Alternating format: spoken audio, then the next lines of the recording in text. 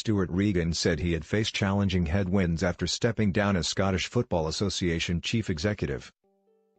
His failure to secure Michael O'Neill as national coach, the controversy over Scotland's end-of-season friendlies in South America, the uncertainty over Hampden's future and the lack of a sponsor to replace Vauxhall have all been cited as reasons for his departure.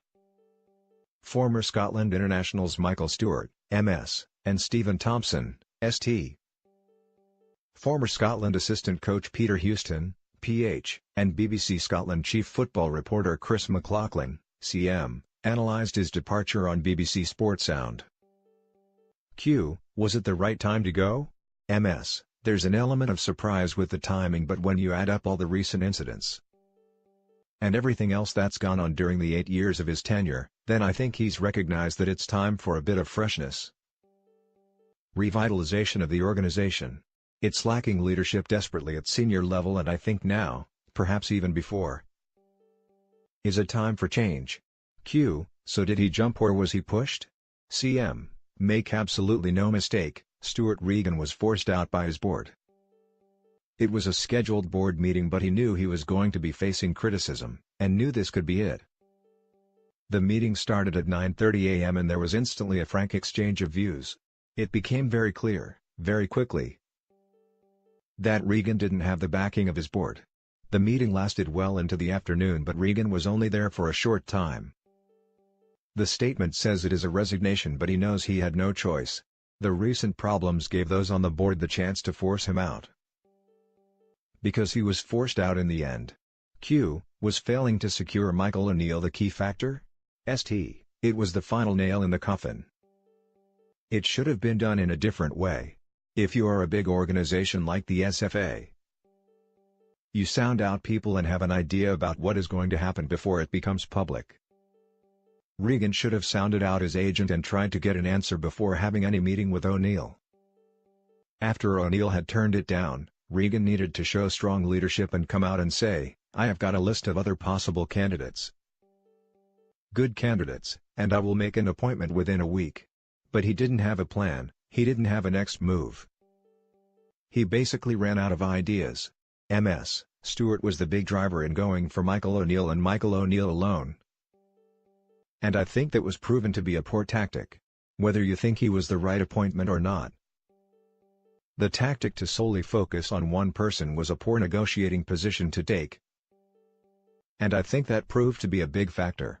Q. Anything else he got wrong?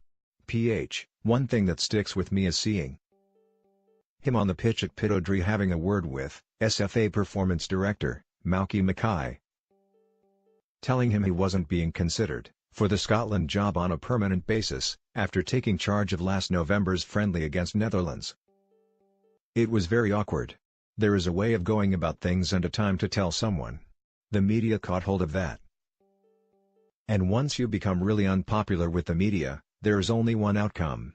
Announcing the trip to Peru and Mexico, that was an absolute shambles. Without consultation with the most important people, the biggest clubs. Q. Were there any positives to his reign? MS. There were positives. The pyramid system is a positive for the teams at the lower end and the junior leagues to give them access to the professional leagues. And the creation of an independent judicial panel, to get away from the idea that the SFA were sweeping things under carpet. But on the big decisions, the fans feel they haven't been handled right or dealt with properly. There won't be many people thinking Stewart should be staying in his position. Q. Will his exit affect the appointment of a new manager? MS. You'd expect they will want to get a new chief executive in place before they appoint a manager. And a manager himself would want them in place too, as they would work closely together. To me it suggests we won't have a manager in place for the friendlies, against Costa Rica and Hungary, in March.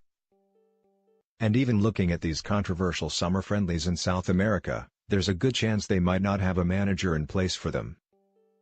It's going to take time to get the right chief executive in place and then look for the right manager. Q. So who might replace him as chief executive? CM. Hibs chief executive Leanne Dempster is someone who is very well respected in the game.